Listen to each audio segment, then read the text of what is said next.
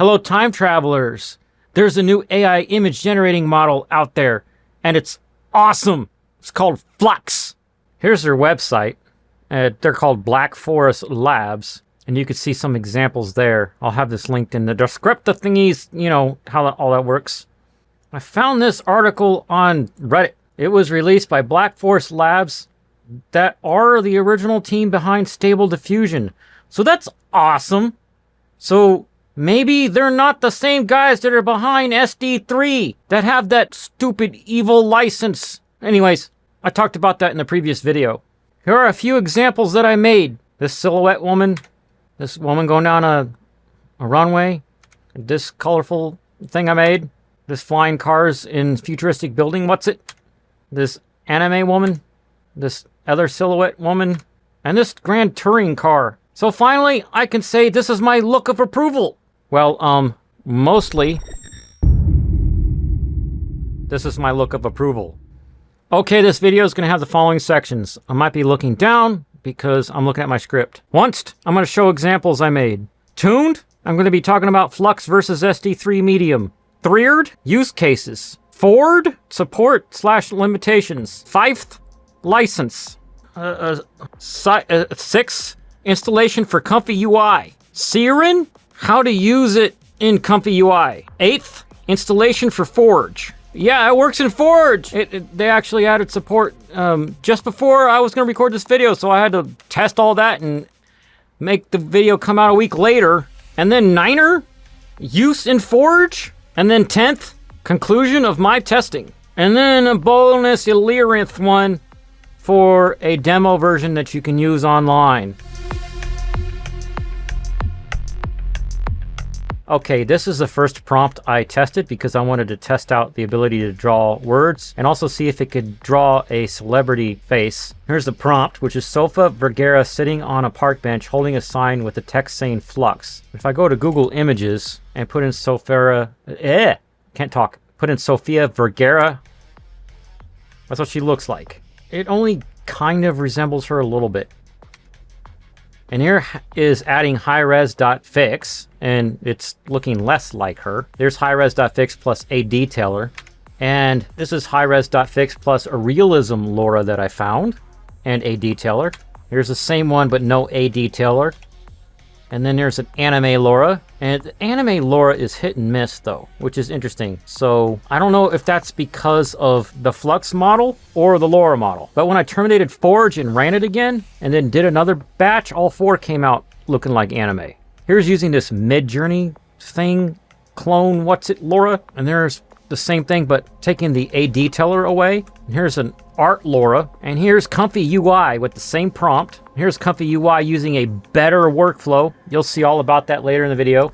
All of the Loras that I show you in this video come from the same page that I will have linked in the description below, but they were the first Loras that I tried, so I'm showing it in the video that Flux does support using Loras. And this whole document that I wrote up for this video, I will have in my tier 2 folder on my Patreon. This is the next prompt I tried. Halle Berry, woman, 35 years old, because I didn't want to show her at her current age to see how well it would do that. Model shoot, laying on the beach, looking at the viewer. And the other reason why I put laying on the beach, because a lot of people tested with SD3 medium to see if they can get a woman lying on the beach, and they all came out looking weird. Now this one, it looks really shiny for some reason. I don't know why. And here I'll zoom in. This is me just doing XYZ plot testing to put just comma realistic photo at the end and then changing it to each Lora with their trigger word. Anime, didn't really come out anime. The Midjourney one. The realism one. Scenery style. It's interesting how it kind of zoomed out on that seed. And then the art Lora one. And then, look at this anime one. It's all warped and twisted and weird. Like, deformed. And this one, it's got these weird lines of showing that it's obviously tiling when it generates in the image. The pants are weird. And it wrote Halle Berry here, and instead of drawing Halle Berry, and another deformed one, a slightly better one, a really good one, another good one, another good one, except, you know, too many fingers going on over here. A good one, a mostly good one. Looks a little bit off, especially the midriff here. And then this one, this prompt is because I was testing to see if it would draw a Nova or what it would try to do, because all of the other models that I've tested in the past don't know what a Chevy Nova is because people do not put training images in of that car. So I'm just seeing what it's going to do here. This is not what a 1979 Chevy Nova looks like, but this is what it generated. This is what a 1979 Nova looks like. Here's a good front view, you know, very grainy, but, you know, forever old picture from an advertisement. This is a better one that I just found. So you get the idea. Here's another one, and it's writing Neva on the front for some reason, but the license plate looks really good and believable, mostly. And it writes nonsense on the tires. Look how they look different from each other. They're crazy. So continuing that test, I tried doing a Camaro race car. Prompt looks like this: 1985 Chevy Camaro Z28, comma racing, comma Laguna Seca. And this is a particular racetrack in California. So that looks really good. So does that one. Of course, this is the ComfyUI one, using the same seed. So whenever I show you a ComfyUI image, it's using the same seed as when I did it with Flux, but it generates something completely different looking. Now going back to Forge, doing my XYZ test, there's realistic photo. Anime one was really, really interesting looking. Mid-journey. Realism. Scenery. Art Lora. Pretty artsy looking. That's really interesting there. Now the next prompt is woman holding a picket sign with the text that says, ban SD3, it steals from you. There's a ComfyUI one. And then ComfyUI with the better workflow I'll be showing you later.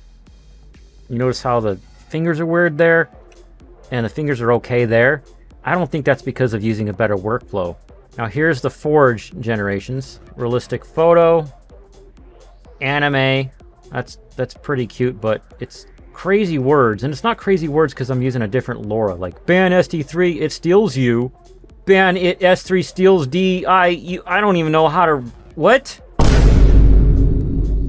And then the mid-journey one says, ban SD3, it teals for you at banb.ety. Realism Lora, ban. It steals you, SD3. Actually, that SD3 with a line through it, it's kind of cool looking. Scenery Lora says, ban SD3, it steals you. This is the art Lora. It's not really looking artsy. But you're seeing how if you give it a lot of words to write, it messes it up most of the time. Here's the next prompt. Vivian Hesse, or I can't say this name right. I'll bring it up on Google image search for you. That's what she's supposed to look like. Okay. Random people that I'm planning on training models maybe in the future because people buy my Loras off my Patreon. But anyways, woman, a statuesque model rides confidently down the Milan Fashion Week runway wearing gold and white dress, features rich layers adorned with delicate lacework and red accents. This first one is using Flux Dev FP8 but with no clips. You'll learn more about that later. This one is using Flux Dev with the clip L, and this is the same thing, but it's Flux Schnell FP8 with clip L and FP8 clip on it. It's like looking exactly the same. So that proves to me that Schnell and Dev are at least very close to each other, even though they have a different license. I'll tell you more about that later. And then a detailer, barely changed anything. And here's ComfyUI with the same prompt and seed and size and everything. Here's ComfyUI with the better workflow. Interesting how it completely changes the image. Next prompt is woman holding a sign that says subscribe to Robert Jene. Here's the best generation that I kept.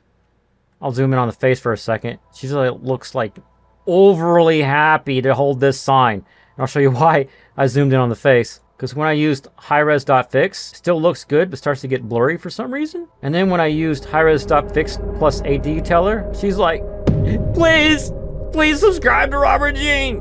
It hurts to hold this sign. And then here's the, again, this is the same one I just showed you, but it's FP8, which uses less memory. And then I switched to the FP16, which uses more memory and is supposed to be higher detailed. And it is higher detailed. Now there's highres.fix plus a detailer on here, but look at the weird thing it did around the face. Now here's the same one with no a detailer. And it's still doing this little bit of weirdness around the face. So it makes me think that Flux possibly has some sort of built-in functionality like a detailer has to upscale the face and then put it back into the image. Here's the same prompt, same seed in ComfyUI. It says subscribe to Robert Jene. And I wish there was a negative prompt system in Flux, but there's not. But if there was, I'd put a negative prompt that says sign covering face. And here's the better workflow. It covered the woman's face again. But you notice how she's basically framed up the same way. I think that's interesting. Okay, now let's talk about Flux versus SD3 Medium. Well, they let you use the Schnell version of Flux commercially if you want, without paying them anything. And SD3 Medium wants you to pay them, and it's a really, really unreasonable license, and I talked about it in my previous video, and you could check that out by clicking the card up here later after watching this one.